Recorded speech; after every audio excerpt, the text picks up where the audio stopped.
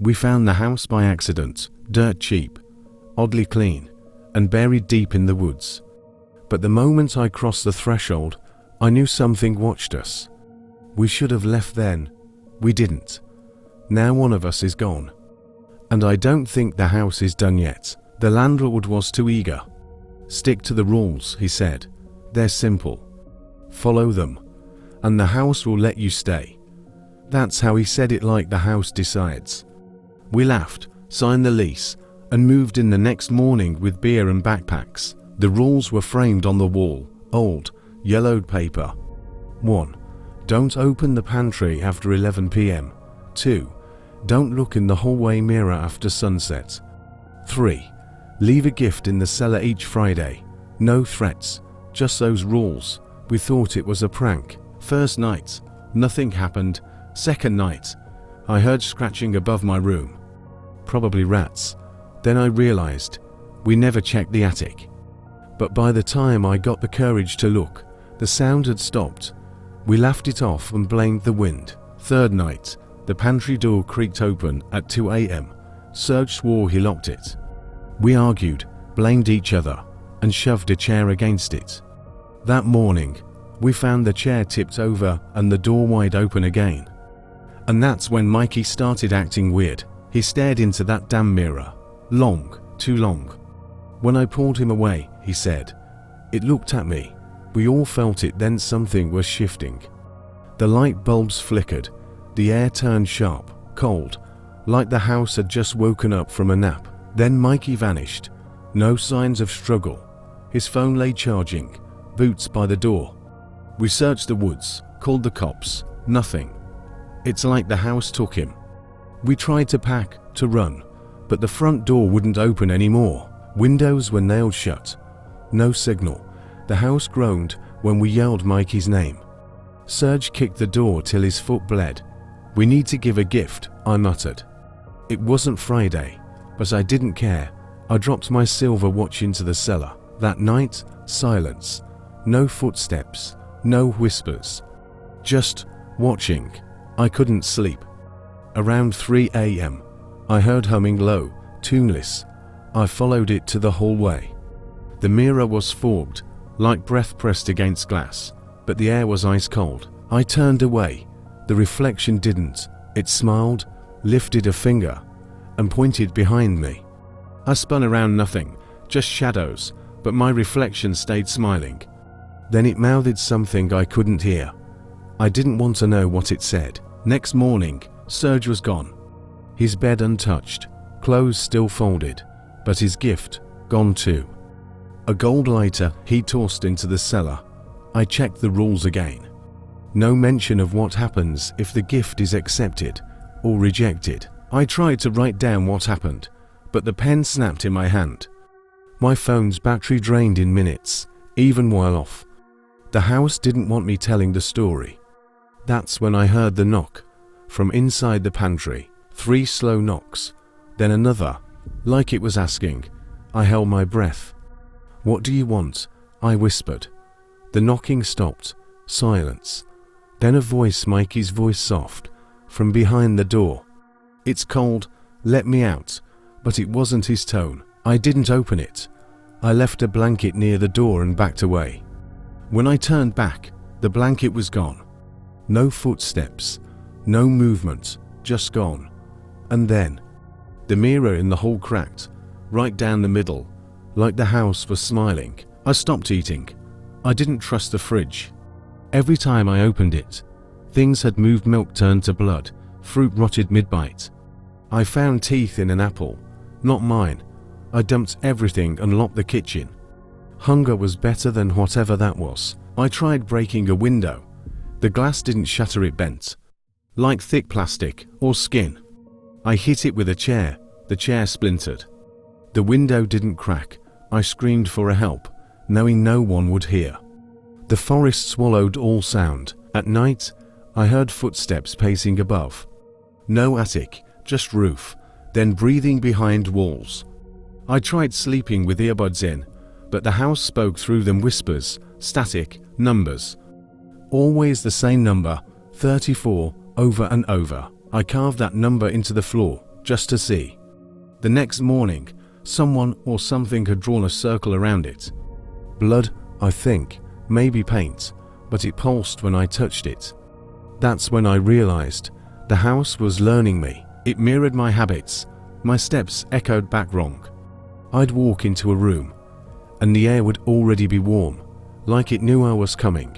I felt watched. Not from behind, but from underneath. The floor felt softer every day. I stopped sleeping. Every time I closed my eyes, I saw Serge and Mikey, not as they were but twisted, as if the house had chewed them up and spat them back out. And always, behind them, a door, red, breathing. I think it's real. On the 7th night, I found it, the red door, in the cellar. It hadn't been there before, no handle, just smooth wood. But warm, it beat like a heart. I placed my palm against it. Payment accepted, a voice said from nowhere, then silence. After that, the house changed. Furniture shifted when I wasn't looking.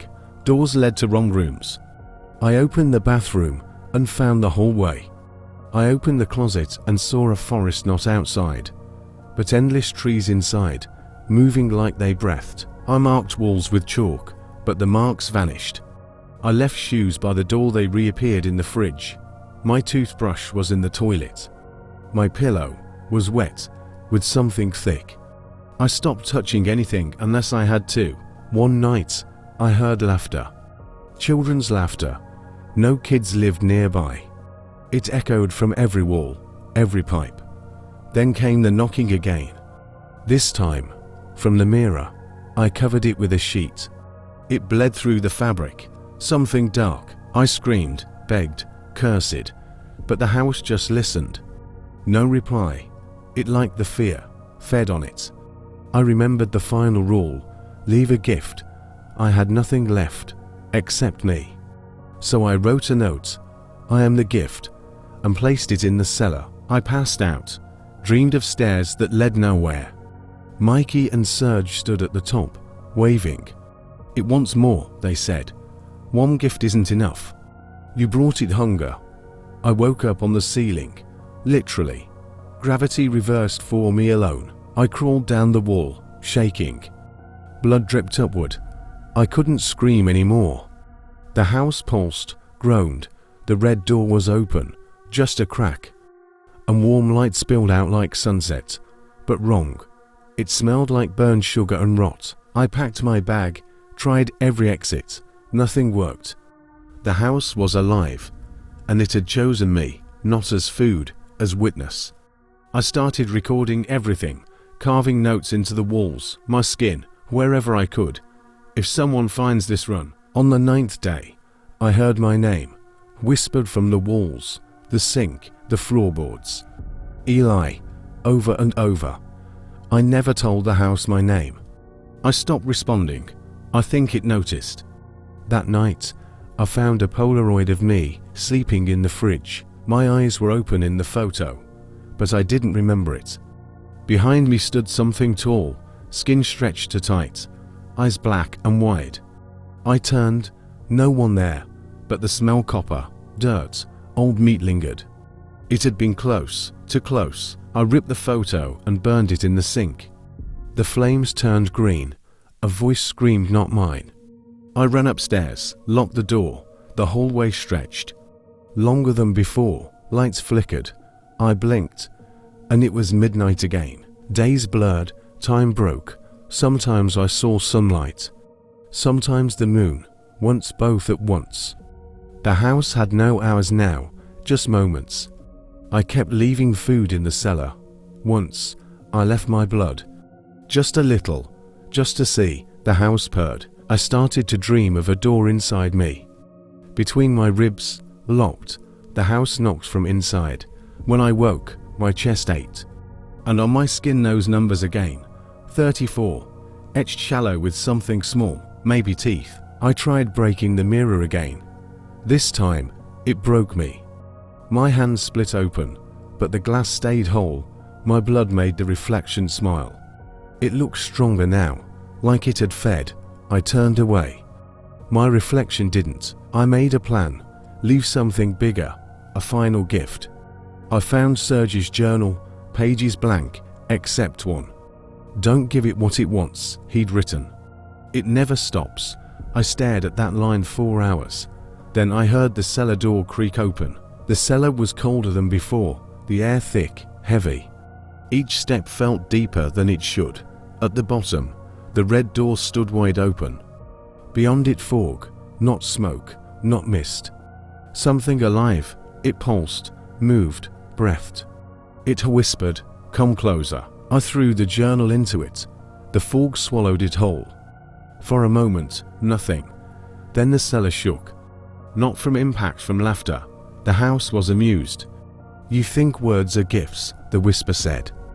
"We want stories carved in skin." I ran up the stairs. The steps kept stretching, like rubber. The door at the top never got closer. I screamed, kicked, begged. Something giggled behind me. I didn't look. I crawled till my hands bled. Then I woke up in the bathtub, fully dressed, no water, but I was soaked and freezing. The mirror in the bathroom showed a door behind me. But when I turned, just a wall, I punched the mirror. It laughed. Getting closer. It whispered.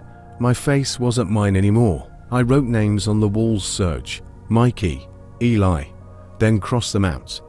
The names reappeared, in different handwriting. Like the house was keeping score. I smashed my phone. Still heard whispers from the speaker. No battery, no logic. The fridge now held only photos. All of me, hundreds, some asleep, some walking, some screaming.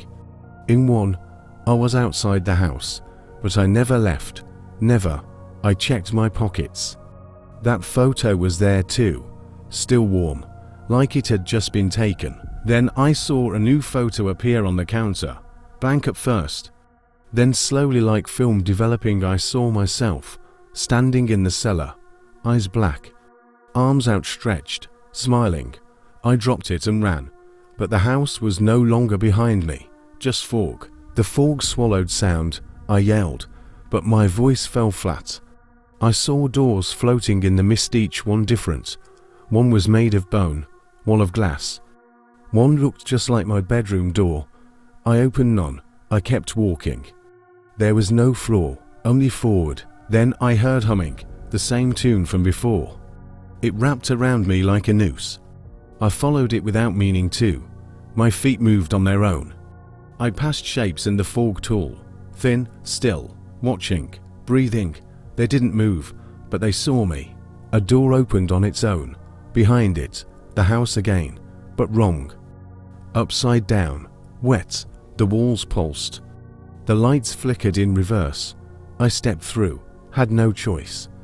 And as I entered, the door vanished. No hinges, just wall. Inside, Mikey sat at the table, eating something raw. He looked up, smiled. "Almost done," he said. "The house likes your story." I backed away. "You're not real," he shrugged. "Neither are you. Not anymore." Then he disappeared. I climbed to the attic. There'd never been stairs before, but now there were. The attic was filled with mirrors. Each one held a version of me, older, younger, bloody, empty-eyed. One reached out.